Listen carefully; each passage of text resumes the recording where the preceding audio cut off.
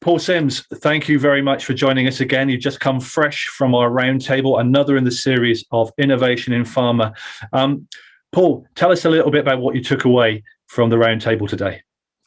Well, I had a fantastic conversation. It was a great session. Thanks so much for organizing. What I took away was that there was definitely a lot of interest in a quite unusual concept that I had to put forward. I basically proposed that there was a different business model in our industry that was more akin to a Web 2.0 platform model than a Web 1.0 model, which is the one that I would argue we're still on, but the pandemic may have provided the catalyst to enable that kind of thinking to come in. So I feel like people were warmer to it than they might have been, and yeah, I had a good reception. So good. Well, that's great. I mean, and some of your predictions in your publication for 2021 are pretty wild. How would you advise the aspiring pharma leader to get ready for this year of disruption and change? What would you say to someone who's interested in joining you on this precarious journey? First thing I would actually say is don't expect to know it all, because I find that experience has been the main arbiter of decision-making in our industry in the past. And the truth is that nobody can predict what's going to work in the future. None of us could have seen that, making videos shorter might have made TikTok a winner over YouTube. No one would have seen many of the innovations. And one of my favorite quotes from Clayton Christensen is, "At first, innovation looks like a toy." In other words, we sort of, the truth is that we have to support the perhaps more junior members of staff that are willing to be more experimental and rush in with perhaps crazy sounding ideas and be willing to give them a bit of leeway. So be prepared to, if you haven't got the confidence or the boldness or the vision, that's okay, but just let others rush in and let the market decide. That's what we talk about when we talk about agility and all that kind of stuff.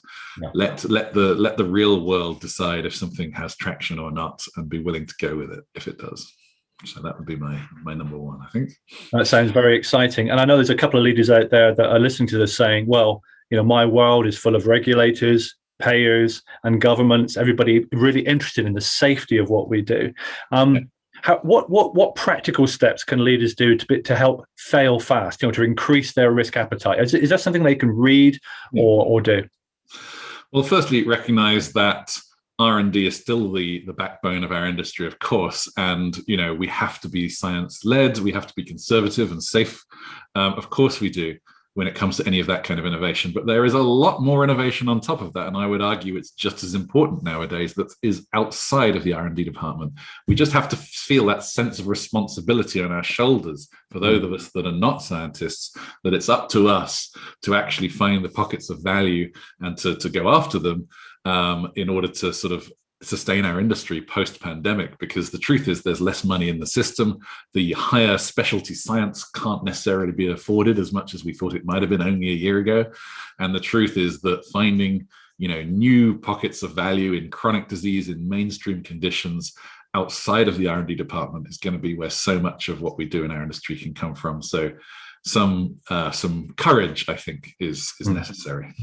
That's really great. And speaking of courage, there's a lovely story you tell in your publication about the CEO of Pfizer and how he announced their developments in the COVID vaccination. Tell us a bit more about that communication and what was so striking for you and so innovative and different. Sure. I for a long time, I've been saying our leaders need to be a bit more visible and talk a little bit more about the future and simply be more human, frankly. We sort of hide behind our corp comms departments rather a lot. And I thought the Pfizer announcement was very notable. It was recognized that trust in a vaccine was going to be a big factor. And I was skeptical, actually, that pharma was going to do anything special that was going to help that trust be generated. But I think a large part of the take-up of the vaccine was in part due to the very human and very honest approach at which Pfizer and its colleagues brought out the news, firstly of the 95%, which I think was the first good number we'd heard in a few months, and then subsequently as well in some of the updates, and just being more personable. And the news didn't travel via corporate press release. It traveled by the sort of desire from the employees of Pfizer to get the message out, and it was spread as a sort of social good. And I think that was a really nice approach that we could learn from. Absolutely. And you quite rightly point to the role of trust. Do you think it's time to trust our teams more with making mistakes, with taking risks, and venturing into new areas of pharma? Funny thing is, we know all about trust in our personal lives. We know what's required. And somehow when we get our sort of corporate skin on, we think it's all about transparency. Transparency is important, but it's not the only thing. I don't have to read my partner's text messages every day in order to be able to trust them, right? It's not just about transparency. There are so many nuances and other things that we can do. So I just want a bit more of a behavioral and a more worldly approach to building trust.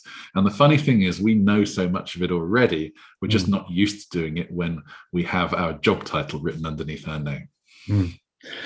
Paul Sims, Pharma provocateur, thought leader and entrepreneur. Thank you very much for your time, and thank you for joining us again today. Enjoyed it a lot, Tim. Thank you so much. Thank you.